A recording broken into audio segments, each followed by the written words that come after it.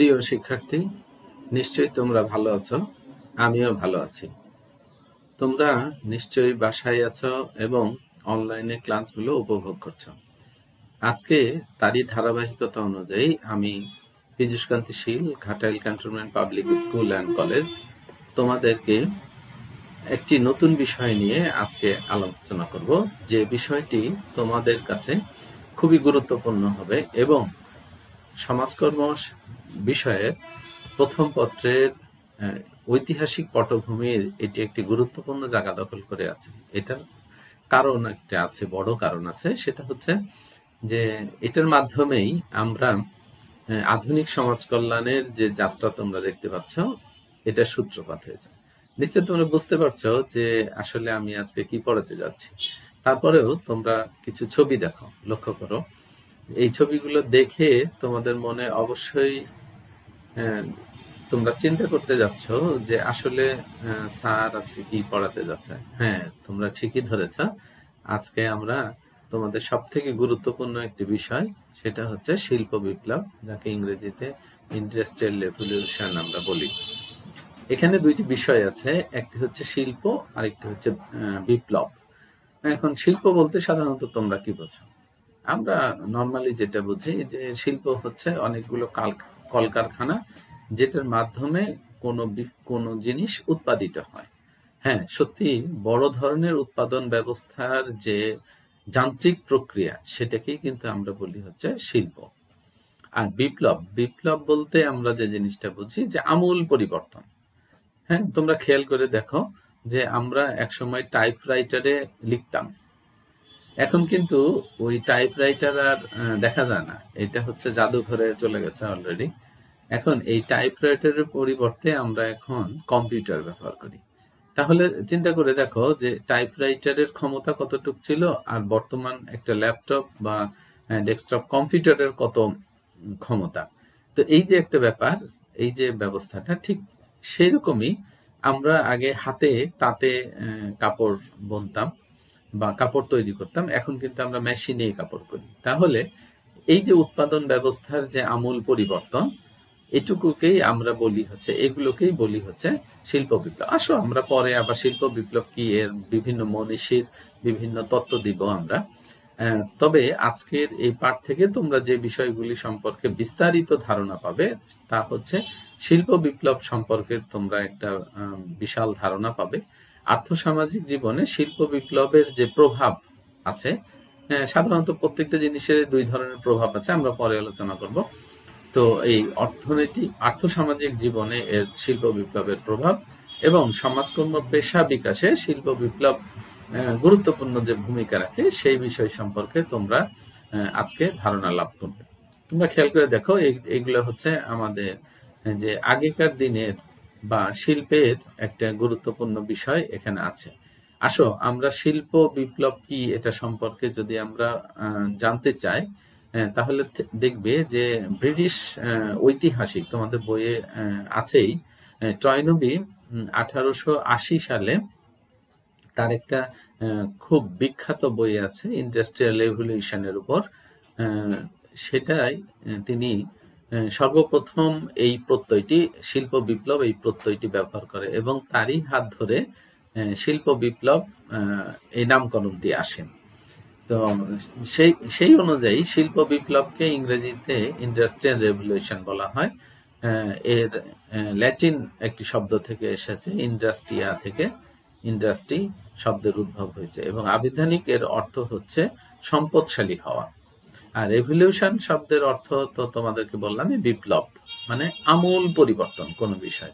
তাহলে দুইটা যদি আমরা একসাথে বলি, সাধারণত শিল্পের কাঠামো এবং উৎপাদন প্রক্রিয়ার বৈজ্ঞানিক প্রযুক্তি ব্যবহারের মাধ্যমে সার্বিক পরিবর্তনের সাথে অর্থনৈতিক, সামাজিক, রাজনৈতিক,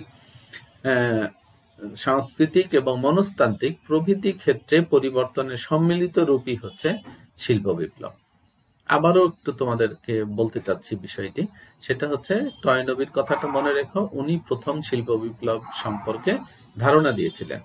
আর শিল্প বিপ্লব বলতে আমরা যেটা বুঝি, এক কথায় তোমাদেরকে একটু আগেও বলেছি, এক কথায় হচ্ছে শিল্পের আমূল পরিবর্তনকে শিল্প বিপ্লব বলে। এখানে সেই বিষয়টির কে একটু ক্লিয়ার করার জন্য বলা হয়েছে। সাধারণত শিল্পের কাঠামো বলতে বাইরের জিনিসপত্র, মানে কল কবজা, উৎপাদন ব্যবস্থা, এইগুলা, ঘর বাড়ি, বিল্ডিং, এগুলাকে আমরা শিল্পের কাঠামো ও উৎপাদন প্রক্রিয়ায় রাজনৈতিক প্রযুক্তি ব্যবহারের মাধ্যমে সার্বিক পরিবর্তনের সাথে অর্থনৈতিক, সামাজিক, রাজনৈতিক, সাংস্কৃতিক ও মনস্তাত্ত্বিক প্রভৃতি ক্ষেত্রে পরিবর্তনের সম্মিলিত রূপই হচ্ছে শিল্প বিপ্লব।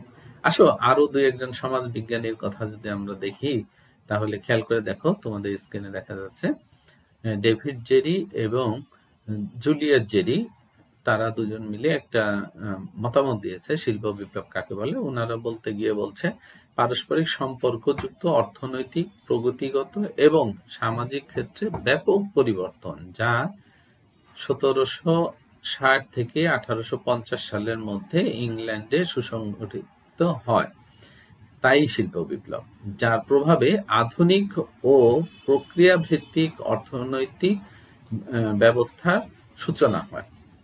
আরেকটু যদি আমরা স্পেসিফিক করে বলি, তাহলে আমরা এভাবে অনেক সময় বলি যে অষ্টাদশ শতাব্দীর শেষ এবং ঊনবিংশ শতাব্দীর মাঝামাঝি পর্যন্ত ইংল্যান্ডে শিল্পের যে বিপুল পরিবর্তন লক্ষ্য করা যায়, তাকেই আমরা বলি হচ্ছে শিল্প বিপ্লব।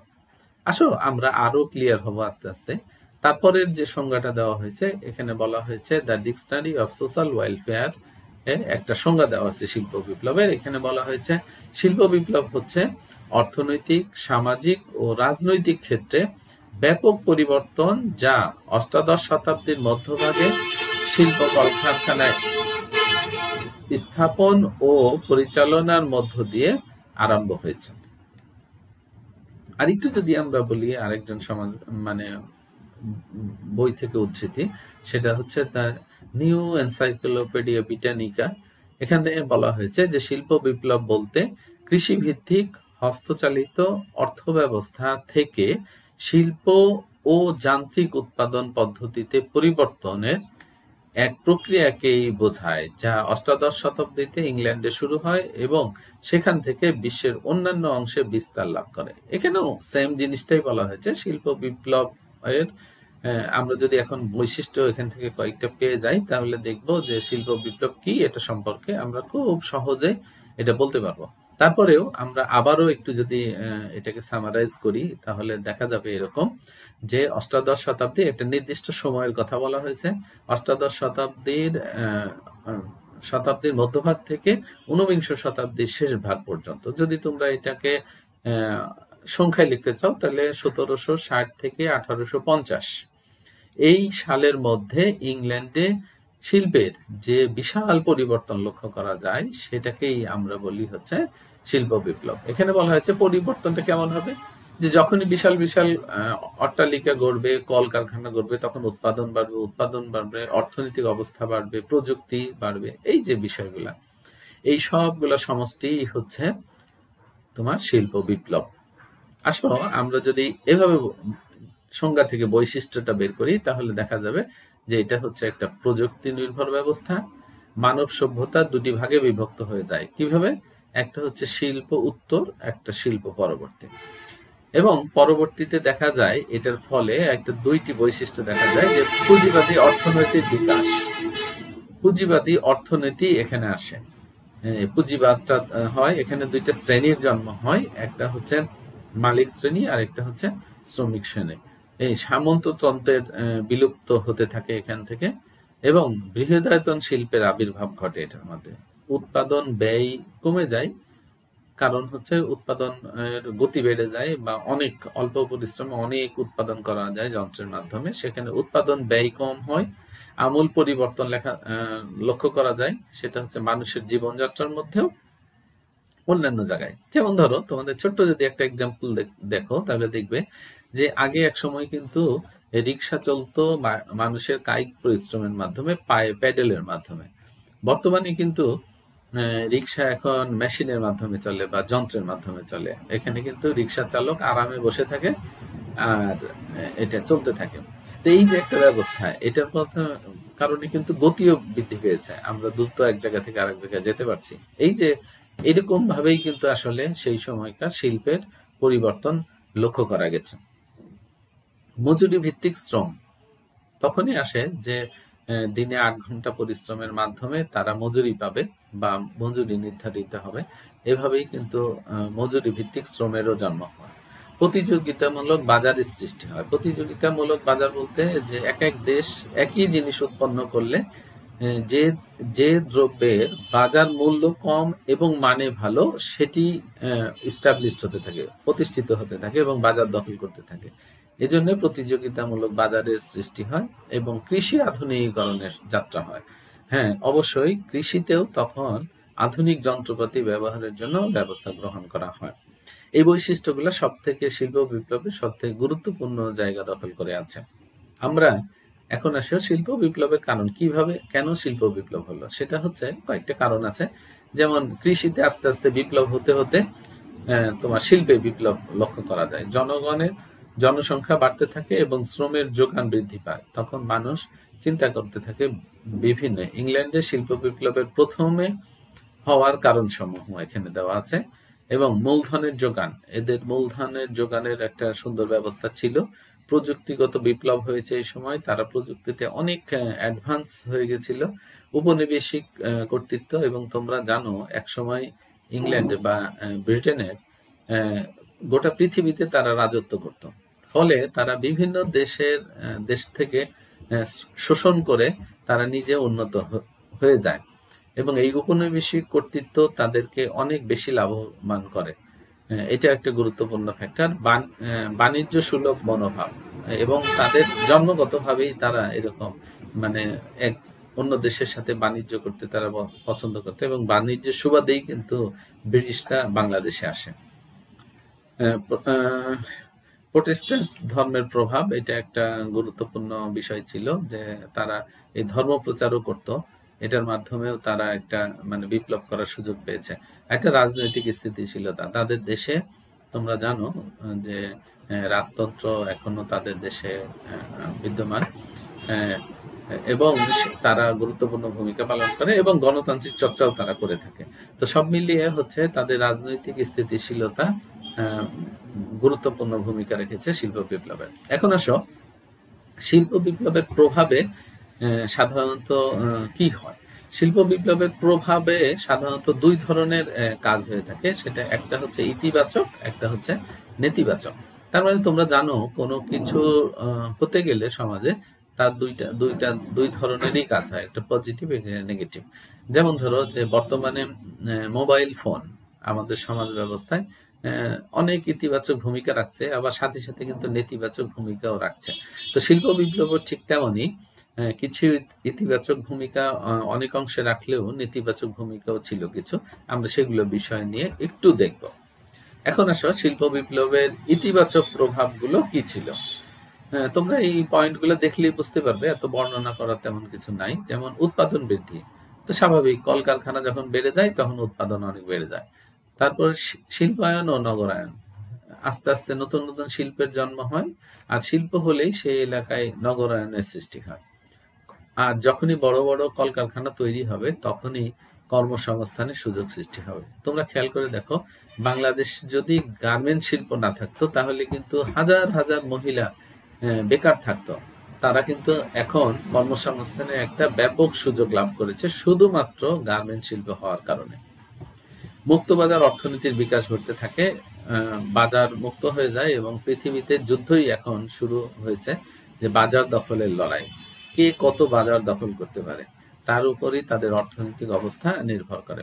যাতায়াত ও যোগাযোগ ব্যবস্থার উন্নতি, এটা তো বলার অপেক্ষাই রাখে না যে শিল্প বিপ্লব মানেই যাতায়াত যোগাযোগ ব্যবস্থার উন্নতি। তোমরা বর্তমানে বাংলাদেশের অবস্থা দেখছো, বাংলাদেশের অর্থনৈতিক অবস্থা উন্নয়নের একটা পূর্ব শর্তই ছিল হলো যাতায়াত ও যোগাযোগ ব্যবস্থা। আমরা এখন অনেক বেশি যাতায়াত ও যোগাযোগের ক্ষেত্রে উন্নতি লাভ করেছে, কিন্তু তবুও উন্নত বিশ্বের দেশের তুলনায় আমরা কিন্তু এখনো অনেক পেছানো।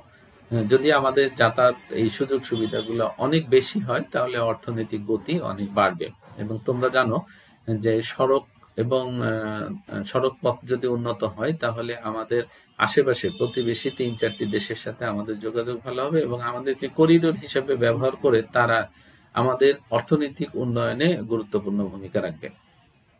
6 নম্বরে বলা হয়েছে শিক্ষা ও জনগণের বিকাশ সাধন। যখনই শিল্প বিপ্লব হবে তখন মানুষ শিক্ষিত হবে এবং জ্ঞান বিকাশ সাধন করবে এবং দেশ উন্নত হবে।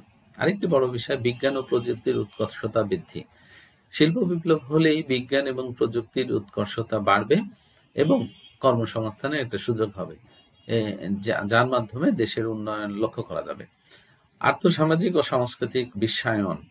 এখন গোটা বিশ্বই হচ্ছে আর্থসামাজিক অবস্থা উন্নয়নের জন্য গুরুত্বপূর্ণ ভূমিকা রাখছে এবং সংস্কৃতির আদান প্রদানও একটি জায়গা দখল করে আছে। সেই দিক থেকে আর্থসামাজিক ও সাংস্কৃতিক বিশ্বায়ন শিল্প বিপ্লব হওয়াতে এটা অতি তাড়াতাড়ি বা সহজে এর গতি বৃদ্ধি পেয়েছে। সামাজিক নিরাপত্তা ধারণার উদ্ভব এবং বিকাশ। তোমাদেরকে এর আগে পড়াচ্ছিলাম যে ইংল্যান্ডেই প্রথম আসলে সামাজিক নিরাপত্তা ধারণাটা আসে। এই ধারণাটার মাধ্যমেই কিন্তু গোটা বিশ্ব সামাজিক নিরাপত্তা দিকে এগিয়ে যায়। তবে শিল্প বিপ্লবের ফলে এর বিকাশটা সহজ হয়, কারণ মানুষের অর্থনৈতিক অবস্থা ভালো হতে থাকে এবং জীবনযাত্রার মান উন্নত হতে থাকে, ফলে সামাজিক নিরাপত্তা রক্ষা করা সহজ হয়েছে। শিল্প বিপ্লবের ইতিবাচক প্রভাব। ইতিবাচক মানে শিল্প বিপ্লবের ফলে ভালো কি কি কাজ আমাদের হয়েছে, তার মধ্যে যে জিনিসটা হয়েছে, প্রথমেই মুক্তবাজার অর্থনীতির যাত্রা শুরু হয়েছে। প্রতিযোগিতার মাধ্যমে উন্নত জিনিসপত্র অল্প দামে গোটা বিশ্বে পাওয়া যাচ্ছে। আরেকটা হচ্ছে সামাজিক নিরাপত্তা। একটু আগেই বললাম যে শিল্প বিপ্লবের ফলে মানুষ অনেক নিরাপদ হয়েছে। শিক্ষা, জ্ঞান, প্রযুক্তির এগুলোর বিকাশ হচ্ছে এবং মানুষ অনেক শিক্ষিত হচ্ছে। বিশ্বায়নের জন্ম নিচ্ছে। আর্থসামাজিক ও সাংস্কৃতিক বিশ্বায়ন যেটা বললাম, এটা তৈরি হয়েছে। যোগাযোগ ব্যবস্থার ব্যাপক উন্নতি, শিল্পায়ন ও নগরায়ন হচ্ছে। এটা অবশ্য আমরা নেগেটিভ দিকটা পড়বো, তখন এটা আসবে। উৎপাদন বৃদ্ধি পেয়েছে, যেমন আর বিজ্ঞান, প্রযুক্তি এবং উৎকর্ষতা সাথে। শিল্প বিপ্লব যদি না হতো তাহলে কিন্তু বাংলাদেশের এই স্যাটেলাইটও কিন্তু আকাশে হয়তো উঠতো না। তো সেই দিক থেকে যে এই শিল্প বিপ্লবের জন্য এই বিষয়গুলো অনেক অংশে দায়ী। আসো আমরা এখন কিছু নেতিবাচক প্রভাব লক্ষ্য করি। এতক্ষণ তো ইতিবাচক প্রভাবের কথা বললাম। নেতিবাচক প্রভাবগুলো কি? যেমন শ্রেণী বৈষম্য সৃষ্টি হয়েছে। শ্রেণী বৈষম্য বলতে এখানে বোঝানো হয়েছে শিল্পপতিরা ধনী থেকে আরো অনেক ধনী হয়েছে, আর শ্রমিকরা সেই কষ্টের জীবন যাপন করে বা নিঃস্ব হয়েছে। সেই ক্ষেত্রে দুইটা শ্রেণীর জন্ম হয়েছে, একটা হচ্ছে শ্রমিক শ্রেণী আর একটি হচ্ছে মালিক পক্ষ বা মালিক শ্রেণী। যারা শিল্পের মালিক তারা কিন্তু অনেক প্রভাবশালী হয়ে গেছে, আবার শ্রমিকরাও সংগঠিত হয়ে তারাও অনেক বেশি শক্তিশালী হয়েছে এবং এই শ্রেণী বৈষম্যগুলা গুরুত্বপূর্ণ ভূমিকা রাখছে। 2 নম্বর হচ্ছে কুটির শিল্পের বিলুপ্তি। কুটির শিল্পের বিলুপ্তি একেবারে হয়ে যায়নি, কিছু কিছু আছে, কিন্তু এর ধারাবাহিকতা ওইভাবে নেই। হ্যাঁ, এটা কমে আসছে। তো কুটির শিল্প একটু মানে নেগেটিভ এটা রোল প্লে করছে এখন, যে কুটির শিল্পের দিক থেকে আমরা মুখ সরিয়ে নিচ্ছি। তো এটা বিলুপ্ত হয়ে যাচ্ছে আস্তে আস্তে। এখন একটু আগে তোমাদের অবশ্য বলেছি যে বেকারত্ব এখানে আছে সৃষ্টি আর ওখানে হচ্ছে বেকারত্ব রোধ। হ্যাঁ, এখানে বেকারত্বের সৃষ্টি বলতে এটা বোঝানো হয়েছে যে নতুন নতুন শিল্প হওয়ার কারণে যেখানে অনেক মানুষ কাজ করত সেখানে অল্প মানুষই উৎপাদন ব্যবস্থায় অংশগ্রহণ করেই উৎপাদিত হচ্ছে। এই কারণে কিছু মানুষের কর্মসংস্থানের মানে অভাব লক্ষ্য করা গেছে। আবার নতুন নতুন শিল্প প্রতিষ্ঠান গড়ে ওঠার কারণে এই বেকার মানুষগুলোই তাদের পেশাকে ডাইভার্ট করে নিয়েছে বা অন্য জায়গায় চলে গেছে। যেমন ধরো আরেকটা কথা যদি বলা যায়, যেমন এক সময় আমাদের টাইপরাইটার ছিল, সেই টাইপরাইটার যে চালাতো যে ব্যক্তিগুলা, তারা কিন্তু কম্পিউটারে আসার পর বেশ কিছু মানুষ কম্পিউটারে অভ্যস্ত হয়ে যায় এবং কম্পিউটার অপারেটর হয়ে যায়। কিন্তু আবার কিছু মানুষ আছে যারা আর কাজটাকে ধরে রাখতে পারেনি এবং বেকারত্বের সৃষ্টি হয়েছে তাদের। এই বিষয়গুলো ছিল। আরেকটা হচ্ছে বস্তির উদ্ভব। হ্যাঁ, শিল্প যেখানে গড়ে উঠেছে সেখানে শহরায়ন গড়ে উঠেছে, আর শহরায়ন থাকলেই এই এলাকার দরিদ্র মানুষগুলা ভালো বাসায় থাকার মতো তাদের সামর্থ্য না থাকার কারণে আস্তে আস্তে বস্তির জন্ম নিয়েছে এবং শহরের আশেপাশেই বস্তি গড়ে উঠেছে। তারপরে হচ্ছে পরিবেশ দূষণ। এই বস্তি বেকারত্ব সৃষ্টি এগুলো হলেই পরিবেশ দূষণ হবে। পরিবেশ একটু আগে তোমাদের দেখাচ্ছিলাম একটা ছবি, যে কলকারখানার ধোঁয়া উঠছে, সেটা হচ্ছে এরকম, তোমরা দেখলে আসলে অবাক হয়ে যাবা। এই যে এরকম কলকারখানার যে বিশাল ধোঁয়া উঠছে, এই ধোঁয়াগুলা কি হবে, এই ধোঁয়াগুলা গিয়ে তোমার অবশ্যই বাতাসকে দূষিত করবে। শুধু বাতাস না, কলকারখানার বর্জ্য পদার্থ আমাদের নদীকে দূষণ করছে, বায়ুকে দূষণ করছে, এমনকি আশেপাশের পরিবেশকেও দূষণ করছে। তো সেই ক্ষেত্রে এটা হচ্ছে আমাদের জন্য শিল্প বিপ্লবের একটা বড় নেতিবাচক দিক। পারিবারিক বিশৃঙ্খলা, সেটা হচ্ছে পারিবারিক বিশৃঙ্খলা হচ্ছে শ্রমিকরা এক স্থান থেকে আরেক স্থানে চাকরি করার ফলে পরিবার থেকে বিচ্ছিন্ন থাকতে থাকতে একসময় পারিবারিক অনেক বিশৃঙ্খলা লক্ষ্য করা যায়। এটা একটা গুরুত্বপূর্ণ, বা পরিবার ভেঙে যায়। এই ভেঙে যাওয়ার কারণে নিরাপত্তাহীনতার সৃষ্টি হয় এবং পারিবারিক বিশৃঙ্খলা লক্ষ্য করা যায়। তারপরে হচ্ছে যে পেশাগত দুর্ঘটনা, এটাও খুবই গুরুত্বপূর্ণ একটা বিষয়। পেশাগত দুর্ঘটনা লক্ষ্য করা যায়, এবং মনস্তাত্ত্বিক সমস্যা। মনস্তাত্ত্বিক সমস্যা হচ্ছে মানসিক, মানুষ কাজ করতে করতে করতে করতে এক সময় ক্লান্ত হয়ে পড়ে। এই ক্লান্তের কারণেই অনেক সময় এই ঘটনাটা ঘটতে পারে। শিল্প বিপ্লবের এই নেতিবাচক প্রভাবগুলো আমাদেরকে আসলে মানে অস্থির করে। তবে শিল্পকে বাঁচাতে গেলে বা শিল্পে উন্নয়ন হতে গেলে এগুলো তো স্বীকার একটু করতেই হবে। তবে আমরা যদি একটু সচেতন থাকি তাহলে শিল্পের এই সমস্যাগুলা বা নেতিবাচক প্রভাবগুলো থেকে আমরা নিজেদেরকে রক্ষা করতে পারবো, বা কাজগুলো করতে পারবো। তো সেই ক্ষেত্রে আমরা যে জিনিসগুলো এখানে খেয়াল করলাম, সেটা তোমাদের সময় স্বল্পতার কারণে আসলে বিস্তারিতভাবে বলা যাচ্ছে না। তোমাদের এই ক্লাসটাকে আমরা আবারও আর একটা ক্লাসে রূপান্তরিত করব এবং শর্টকাটে এই জিনিসগুলোকে আরেকটু ডিটেলস বলার চেষ্টা করব আমরা। তবে আজকে এটুকু জানো তোমরা, যে সেটা হচ্ছে শিল্প বিপ্লব কি। শিল্প বিপ্লবের প্রভাব হচ্ছে দুই প্রকার, একটা হচ্ছে ইতিবাচক, একটা হচ্ছে নেতিবাচক। এই প্রভাবগুলোর যে পয়েন্টগুলো বললাম, এই পয়েন্টগুলো সম্পর্কে তোমরা একটু বই দেখবে, তাহলেই তোমাদের ধারণাটা ক্লিয়ার হয়ে যাবে। আর এখান থেকে যদি কোনো প্রশ্নের জন্ম হয় তাহলে তোমরা অবশ্যই আমাকে জানাবে, সেই অনুযায়ী আমি ব্যবস্থা গ্রহণ করব। আর তোমাদের বইয়ের পিছনেও এ নিয়ে কিছু প্রশ্ন আছে, খেয়াল করো, এরকম কিছু প্রশ্ন তোমরা দেখতে পাবে।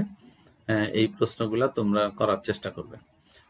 আরেকটা হচ্ছে বাড়ির কাজ যদি আমরা দিই তাহলে জিনিসটা হবে এরকম, যে মনে করো তুমি শিল্প বিপ্লবকালীন সময়ের মানুষ, সে সময় যে সকল কারণে শিল্প বিপ্লব ঘটেছিল তার একটি তালিকা তৈরি করো।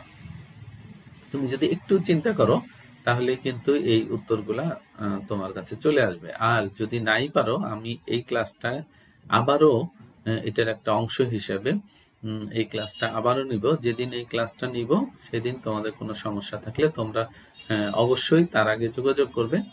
আমি ক্লাসটা যখন নিব তখন তোমাদের এই বিষয়গুলো নিয়ে বিস্তারিত আমরা আলোচনা করব, এবং এই আলোচনাগুলোর মাধ্যমেই আমরা শিল্প বিপ্লবের যে বিষয়গুলো আছে এটা সম্পর্কে আমরা জানতে পারবো। তো আমরা যে আজকের যে ক্লাসটা করলাম তার থেকে আমরা যে জিনিসগুলো গুরুত্ব সহকারে দেখব সেটা হচ্ছে শিল্প বিপ্লব কি, শিল্প বিপ্লবের প্রভাবকে কয়টি ভাগে ভাগ করা যায়, শিল্প বিপ্লবের এই দুইটি প্রভাবের হচ্ছে বিস্তারিত, তুমি পক্ষে বিপক্ষে যুক্তি দেখাতে পারবে। এখন এরকম প্রশ্ন হতে পারে যে শিল্প কি শুধু নেতিবাচক দিকই আছে, ইতিবাচক দিক নেই? যদি থাকে তাহলে আলোচনা করো, তাহলে এগুলা আলোচনা করতে হবে। আবার এমনও হতে পারে যে শিল্প বিপ্লব মানুষের অর্থনৈতিক মুক্তির জায়গা, মুক্তির বিষয়, এটা ছাড়া কি আর অন্য কিছু নেই? তখন অবশ্যই তোমাকে এর বিপক্ষে তোমার সমালোচনা দিতে হবে। বা তোমাকে যদি বলা হয় যে শিল্প বিপ্লবের সমালোচনা, তুমি একজন সমালোচক হিসেবে শিল্প বিপ্লবকে মানে বিচার করো, তখন তোমার কিন্তু এর নেতিবাচক বিষয়গুলো তোমাদের দিতে হবে বা আলোচনা করতে হবে। যাই হোক, আমরা পরবর্তী ক্লাসে আরো অনেক বিষয় নিয়ে আলোচনা করব। তোমাদেরকে অনেক অনেক ধন্যবাদ জানাচ্ছি সাথে থাকার জন্য। তোমরা ঘরে থাকো, সুস্থ থাকো, সুন্দর থাকো, পরিবারের সাথে থাকো এবং ভালো সময় কাটাও, এই প্রত্যাশায় আজকের মতো বিদায় নিচ্ছি। সকলকে আবারও অনেক অনেক অনেক ধন্যবাদ।